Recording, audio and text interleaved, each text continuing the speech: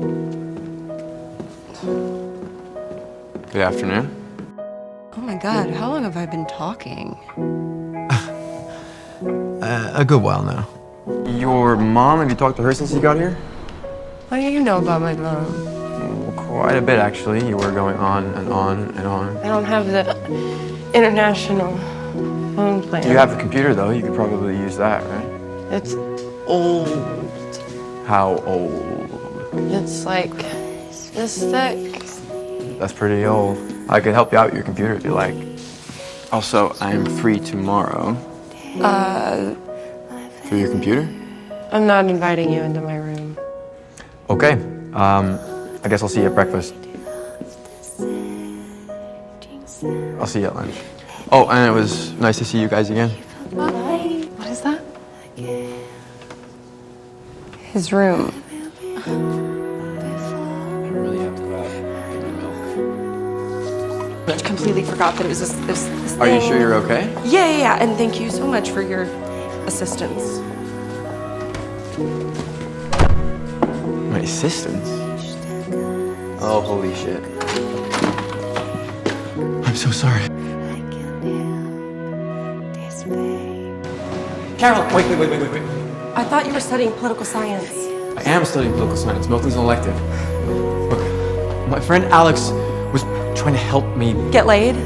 I think that's the term you're looking for. No, that's actually pretty far. Godly virgins, a bit of a high standard, but you know what? To each their own. I just don't see us being friends after all, which is such a shame. Carolyn.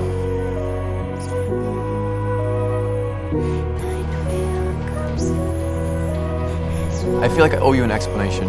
You don't owe me anything. We barely know each other. No, but you think that I'm on some mission to bed godly virgins. So if you don't mind, I'd like to clarify. I grew up Protestant. So you're one of the true believers. That's not how I'd phrase it, but if you mean am I committed? Committed to then yes. virginity. That's one very small aspect of it. And I wouldn't have brought that up at all if it hadn't been for the fact that you looked at my phone. It's a slight invasion of privacy. But look, I'm willing to overlook that. How generous of you. Just because I'm Sexually inexperienced. chaste, Gross. it doesn't mean that I'm some weird zealot living out this joyless, pleasureless existence. You have to say it. And for the record, chastity is not at the top of my list of favorite virtues. Wow. You have a list of favorite virtues? What I'm trying to make is, there are people out there who are committed to their faith and they're not horrible to be around. Well, you should definitely get in touch with them. And it sounds like you have a promising lead. Look, Alex only suggested that I meet her because she shares the same faith as me and she's... Undefiled. Has anyone told you that you're incredibly... Bitchy. difficult? I'll see you at Nun's tutorial, Can't right? wait. It's a meditation on morality and the finiteness of human existence. After all, we have to remember Milton's going blind, so all this talk of God is his way of wrestling with his own existential dread. Your thoughts, Mr. Weber? Look, I'm just in awe of Miss Drake and her ability to offhandedly dismantle a person's entire worldview. Oh, I'm sorry, am I being difficult? You're being assumptive. Oh, do tell. So you're assuming that Milton's faith is just a psychological construct, that it's a mental framework to better understand reality. The mind is its own place and in itself can make a heaven of hell and a hell of heaven. And to this great argument, I may assert eternal providence and justify the ways of God to men. Methinks the man doth protest too much. More tea, anyone? How does someone who believes in talking snakes get into Oxford? You realize I'm religious. Okay, well, you're different. He's smug. I'm allergic to smug.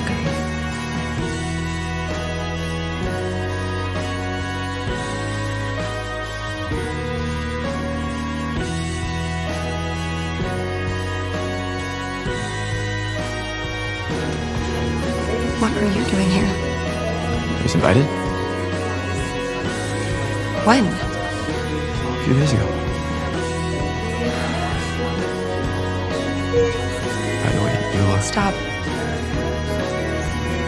for the record, I'm not the perfect picture of chastity. You really have a way with words. It's more of a well-intentioned attempt than a reality. I mean, totally honest. If you keep showing up looking like that, it's not gonna get any easier.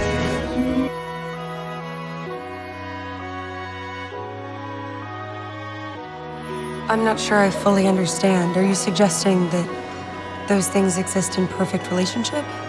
Well, perfect enough to promote life, which seems to me to be awfully generous. The more I discovered the scientific world, the more convinced I became of the astonishing interconnectedness and brilliancy of its design. And yet, death has the final word. Well, that is a momentary crack in the equilibrium. But what if we repair the relationship, restore the equilibrium?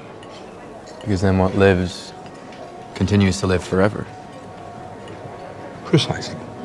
Eternal quest for immortality. Not immortality per se, but healing, wholeness. I mean, it's probably just a psychological construct, right? Pass the wine. Okay.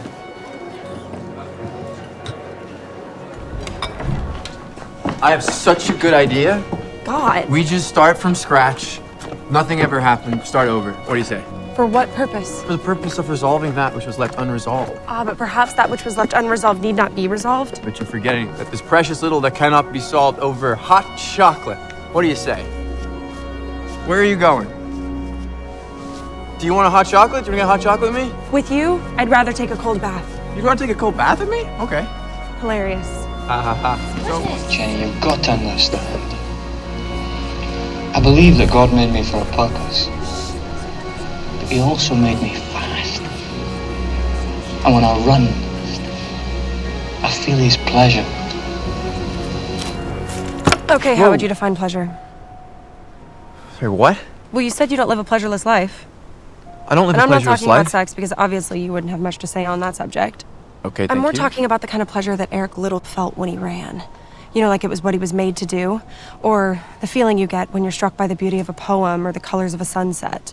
Okay. Or I guess in your case, some mind-numbing theological concept. Okay, I see you're on a roll today. But it did get me thinking. When have I felt that? Because I have felt it, or something like it. But how do you define it? Because happiness is too shallow, pleasure is too fleeting. Okay, let it be noted that a student of the Romantic poets is struggling to find the adequate vocabulary to describe an emotional experience. I'd never said it was emotional. Didn't you? No, it's something else, something deeper. Okay. Come with me. Okay? I would agree that happiness is too shallow a word, and pleasure is gross, right? So if I can humbly suggest an alternative. Surprised by joy. He stole that from Wordsworth. Well, then you're in good company. Only ever associated Lewis with his children's literature. Well, he was a fellow at Magdalen, and he was a chair of Renaissance and medieval studies at Cambridge. This is the closest thing we have to an autobiography by him. I'll consider it. You'll consider it? Yeah. You're not gonna... You were the one who came to me on a quest for pleasure. Can I help you? Fine, if you insist.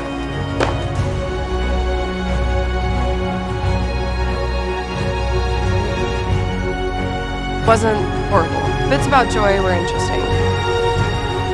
The idea that joy is distinct from pleasure and how sex is often used as a substitute for joy. Which, obviously, he wouldn't know anything about that, but I'm sure you'll learn when you get older. Do you have any other jokes apart from that one?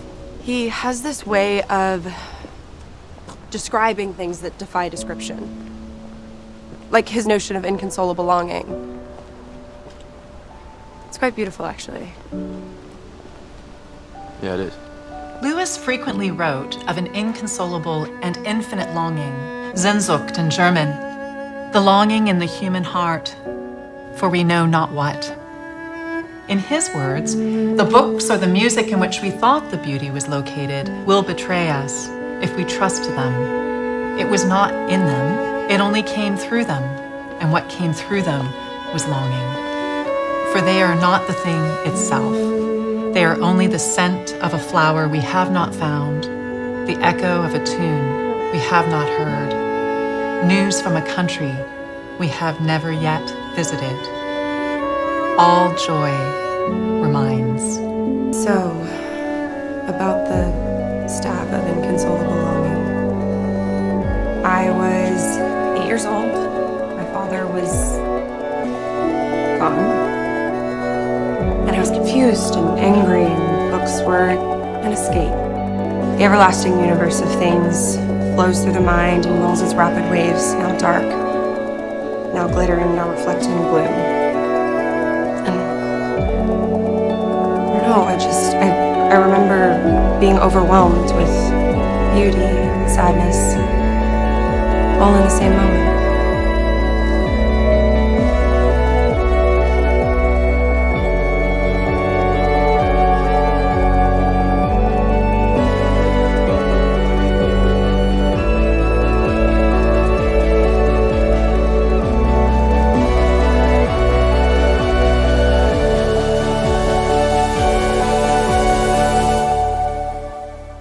So what do you do in St. Mary's? I sit and I read. What, like the plaques? What?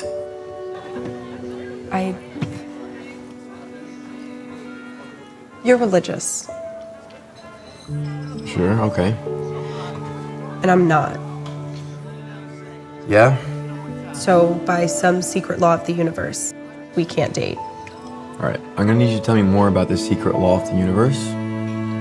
And do you consider this a date? I gotta go. No, you don't have to go. Are you every time? I've seen students fall in with the wrong crowd.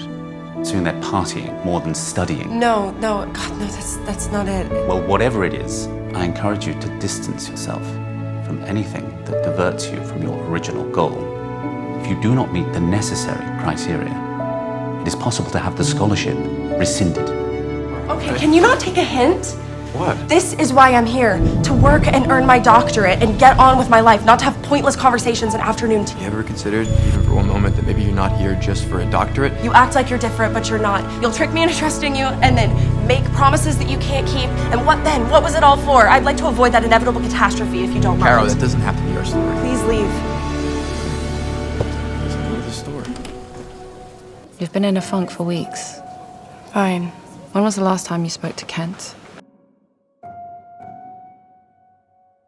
You're working yourself sick, and I'm worried about you. I'm worried that What? you'll get everything you want and be perfectly miserable in the end.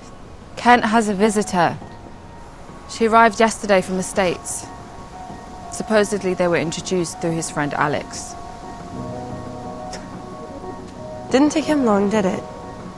Talk to him Why? because you love him. It's ridiculous. Is it?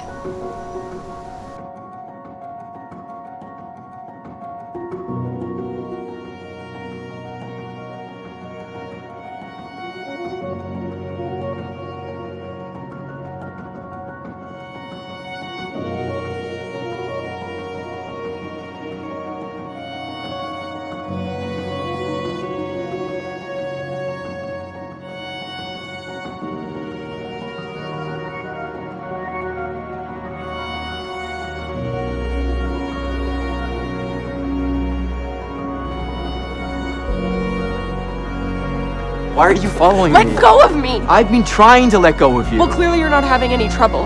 What are you talking about? You were the one who pulled away from me. A choice that's looking wiser and wiser by the second. I'm sorry, why are you upset? You said that you wanted to concentrate on your doctorate. I do! I'm just marveling at how quickly you moved on to greener pastures. That's not fair. I mean, it's not even accurate. Oh, please do mansplain it to me. Okay, stop pretending like you don't care. I don't care! I'm sick and tired of your bullshit. All right, you wear this brave face, but inside you're just as scared as everybody else. You okay? have no idea what you're talking about. You're afraid to let yourself be loved because it's a step into the unknown, and nothing scares you more in the world than the unknown. You pore over the words of dead people. You study them and you analyze them, but you don't let yourself feel those same things. I'm sorry your dad abandoned you. It doesn't mean that I would have. Don't act like you know anything about my life. You have no idea. I hate to break it to you, Caro. You don't have the market cornered to disappointment. You do not know what I've been through. No, you're right. I don't, and I know that you have every reason to be angry. You have every reason to be confused and to push everyone away, but is that what you want? Is that what you want? Do you want to be alone? Do you? You know, maybe we reach for something because that something is there.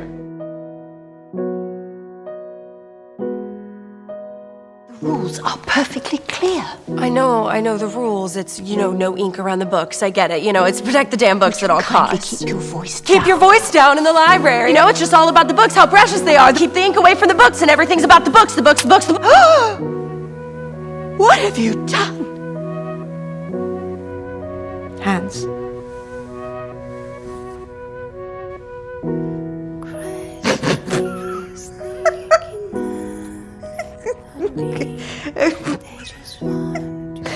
Oh, my dear girl. I'm going to my cottage in the Cotswolds for the weekend. I'd be delighted if you joined me.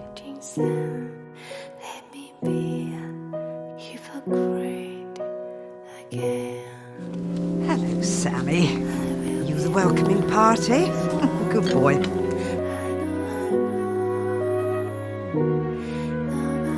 Hi, Sammy. You seem so strong, so settled. That's where faith comes in, I suppose. A faith that says it's somehow going to be all right in the end. Doesn't take away the pain, but it does make it more bearable. You've worked so hard, Carol, for so long, but all your striving didn't get you here. It took someone believing in you. If we can only have the humility to admit that we need it, that we can't find the way out on our own. There's no handle on the door. The door can only be opened from the inside.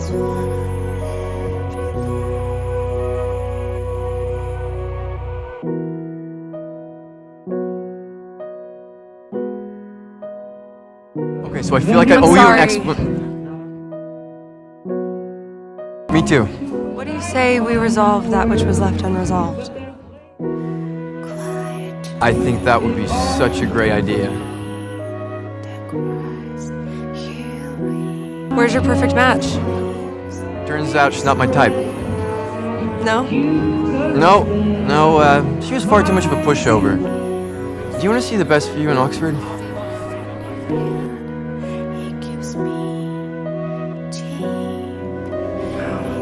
So, apparently, you were banned from the Bodleian Library.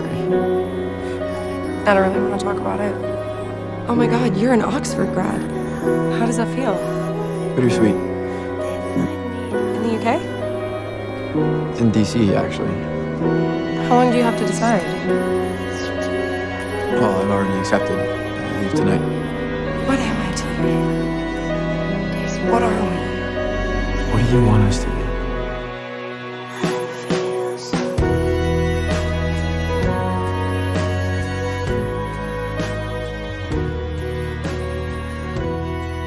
So what happens now? That's the question, isn't it?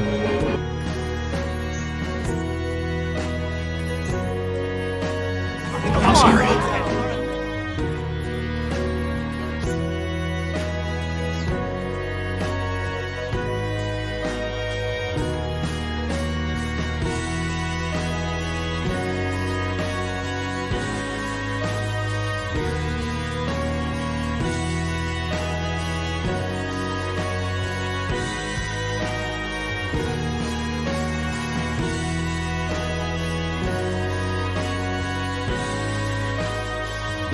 That's the question, isn't it? Look, he's just all grown up. Really wish you were here, Dr. Dre. Hey, can I call your address back?